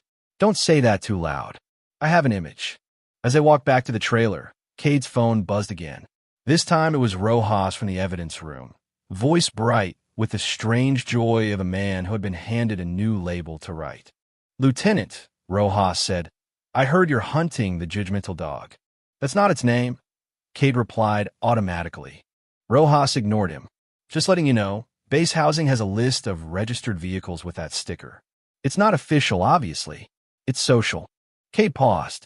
What do you mean, social? Rojas lowered his voice as if he was confessing to a minor sin. There's a community page. People post things like whose car is blocking the hydrant, and stop letting your cat supervise the neighborhood. Someone posted a photo of that sticker last month and said it belonged to a guy named Cal Danner. Cade's gaze slid to the intake sheet in his hand. Cal Danner, the same name. The thread tightened again, almost humming. Send me the info, Cade said. I can't send you social, Rojas replied, sounding offended on behalf of policy. But I can write it on a form. Rojas, Cade said, do it. I already did, Rojas said cheerfully. I titled it Possibly Suspicious Canine-Associated Vehicle Information. Cade closed his eyes for a beat. Of course you did. When they got back to the precinct, the building was waking up, the day shift arriving with fresh faces that hadn't yet been ruined by fluorescent lighting. Cade and Mara moved through the corridors like ghosts who had missed the memo about rest. Mara dropped into a chair across from Cade's desk. Okay, she said, let's assume Cal Danner is real. Let's assume he's connected. What is he? Friend? Helper? Driver? Guy who happened to have an unfortunate taste in bumper stickers. Cade stared at the sticky note with the tow yard address, then at the intake sheet, then at the growing list of questions. We don't assume, he said. We verify. Mara tilted her head. That was inspiring. Also annoying. Cade's eyes scanned the board behind his desk, the one he'd promised himself he wouldn't turn into a corkboard stereotype. It wasn't dramatic. It was organized. It had clean lines. It was, in its own way, a quiet rebellion against chaos. He added Cal Danner's name to the corner and drew a single line from it to the phrase, second vehicle. Then he picked up the phone and called base housing. A tired administrative voice answered. Housing office. Lieutenant Jonah Cade, City Police, Cade said. I'm looking for a Cal Danner. A pause. Papers rustled. The sound of someone checking a system that was about to ruin their morning. We have a Calvin Danner listed, the voice finally said. Civilian contractor. Not military. Works with base facilities. Cade felt Mara's eyes on him. Contractor. Facilities. Construction site. Machinery. Morning darkness. A vehicle parked like it didn't want to be seen. The puzzle pieces didn't click into place. They hovered near each other, suggestive. What's his address? Cade asked. Can't give that over the phone, the voice replied, suddenly alert, suddenly remembering policy. Cade kept his tone calm, the way you speak to a gate that might open if you don't punch it. I can come down with documentation. The voice sighed the sigh of someone who had decided life was going to be difficult today. Fine. Mara stood. We're going, she said, already pulling on her coat. Cade looked at her. You haven't slept. Mara stared back. Neither have you. Cade tried again. You could rest. Mara's expression softened into something dangerously kind. If I rest, she said, you'll do something foolish. Like talk to a contractor alone. Or buy a mystery box. Cade didn't argue. He'd learned that Mara's loyalty came with a practical understanding of his flaws. They drove onto the base with official passes and the kind of paperwork that made young guards suddenly stand straighter. The housing office was a bland building with beige walls, beige carpet, beige chairs, and beige energy. It looked like a place where happiness came to fill out a form and leave. The clerk behind the counter greeted them with a smile that had been trained into existence by years of dealing with stressed spouses and outraged tenants. How can I help you? Cade showed his badge and his letter.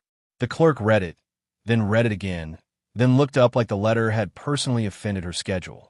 Calvin Danner, she said, tapping on a keyboard. Yes, he lives off base, but he has access as a contractor. He works nights sometimes. Works nights doing what? Mara asked. Facilities, the clerk repeated vaguely, the way people repeat a word when they don't want you to follow it deeper. Cade leaned in slightly. Do you have his contact number?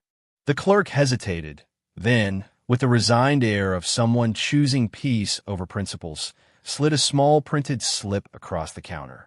This is what we have on file, she said. Mara took it. Thank you. As they walked out, Mara glanced at the slip and whistled softly. Look at that, she said. A real name. A real number. A real person. Cade's voice stayed level. Real people still lie. Mara smirked. Yes, but it's more fun when they have a name. They called the number from the parking lot. It rang. It rang again. Then voicemail. A man's voice, casual, almost cheerful. Hey, this is Cal. Leave a message. If it's about a work order, please stop leaving messages because the system already knows you're mad. Mara raised an eyebrow. Okay, I hate that I like him. Cade left a neutral message.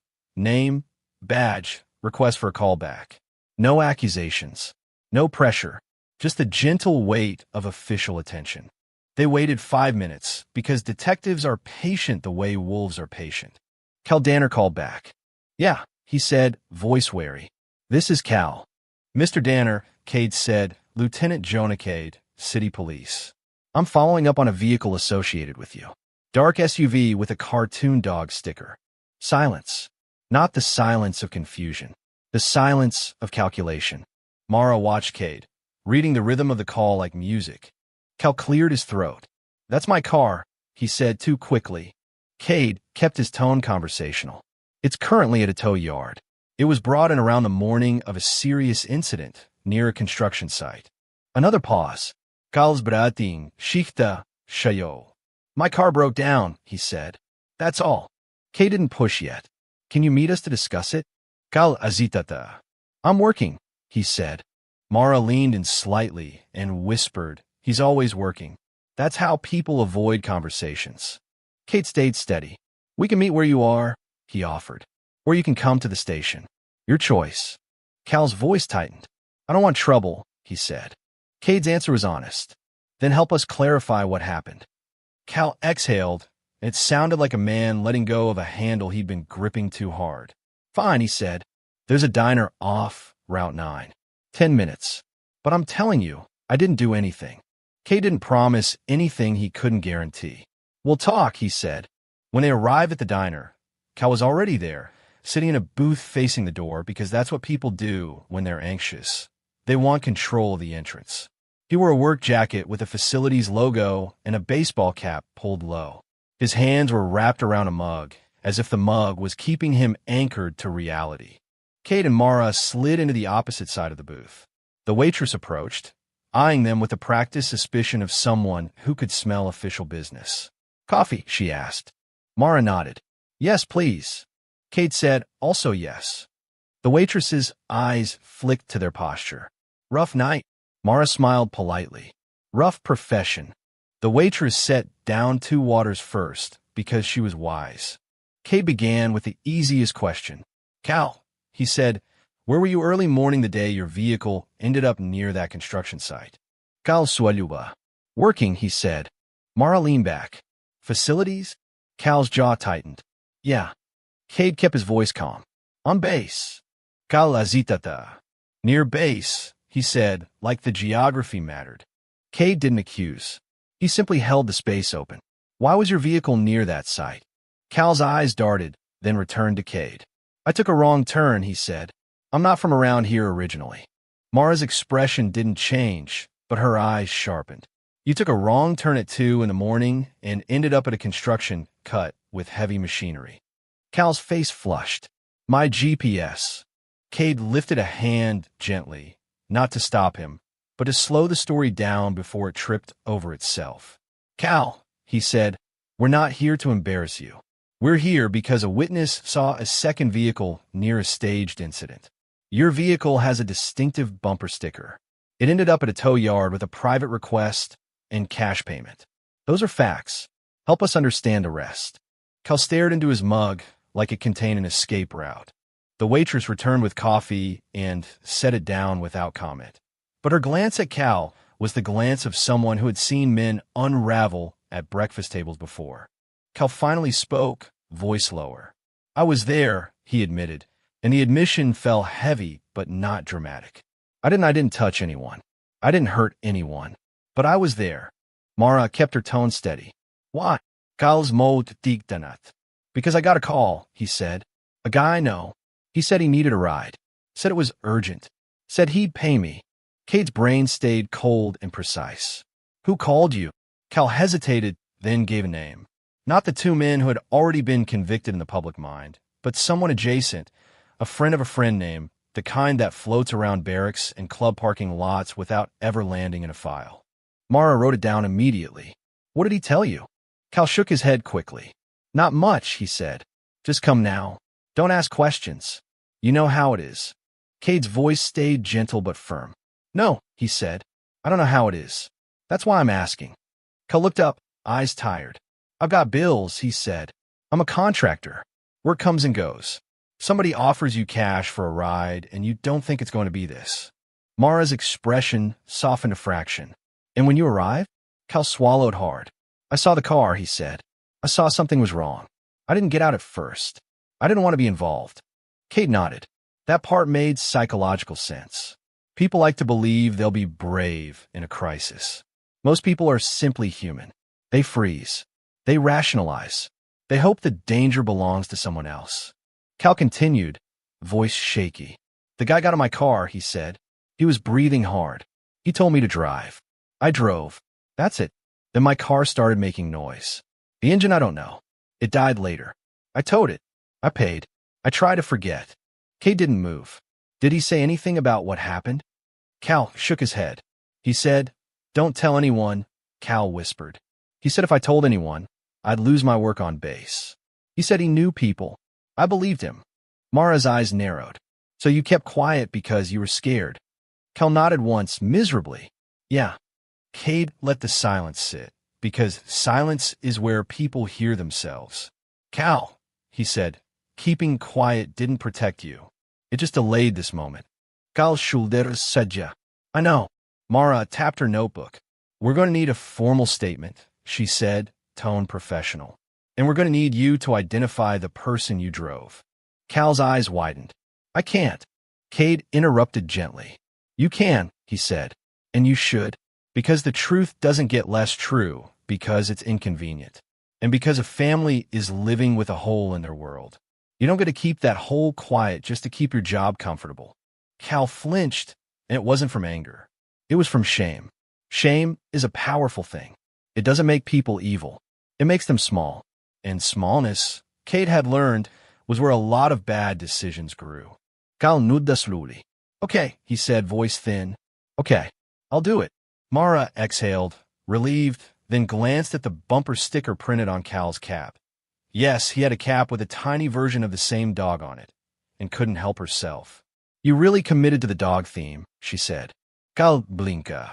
It's funny, he muttered.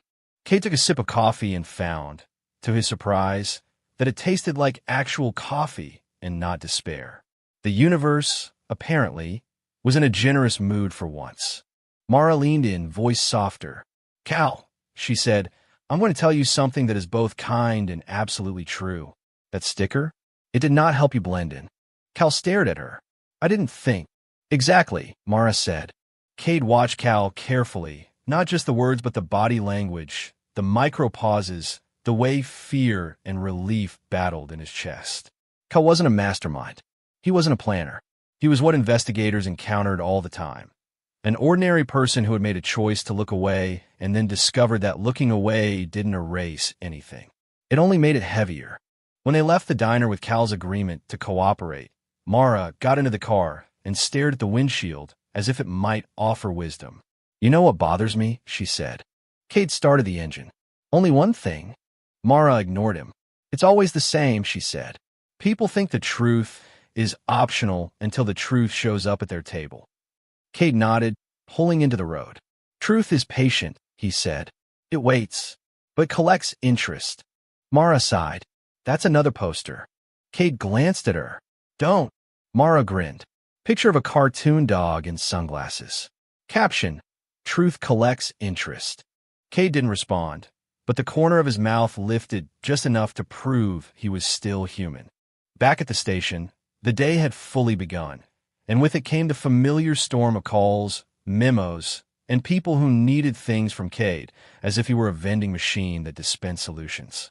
He walked past the front desk, where a citizen was loudly explaining that his neighbor's trash bins were an organized crime situation, and kept going because some mysteries were better left unsolved. In his office, Cade pinned a new note under his question. What did we miss? Under it, he wrote, Cal Danner, second vehicle, fear cash threat. Mara dropped in her chair and looked at the board. So, she said, what's the play? Cade's eyes stayed on the notes. We follow the name Cal gave us, he said. We see where it leads. If it's nothing, we document it. If it's something, we pull the thread. And if the thread turns into a sweater? Mara asked. Cade picked up his pen like it was a weapon. Then we freeze, he said. Because I've seen the budget. Mara laughed, the sound quick and sharp, and for a moment the room felt lighter. Then the phone rang again, because the universe had no respect for mood. Cade answered. Cade. A voice on the other end said, Lieutenant, we just got an update on that contractor access log you requested. Cade glanced at Mara, and Mara's eyes sharpened, ready. The day wasn't going to give him rest. The day was going to give him truth, or at least the next piece of it. And Jonah Cade, tired as he was, felt the old, familiar engine inside him turn over again. The engine that didn't run on caffeine or pride or even anger, but on something simpler and more stubborn. The refusal to let a story end with a lie just because the lie was convenient.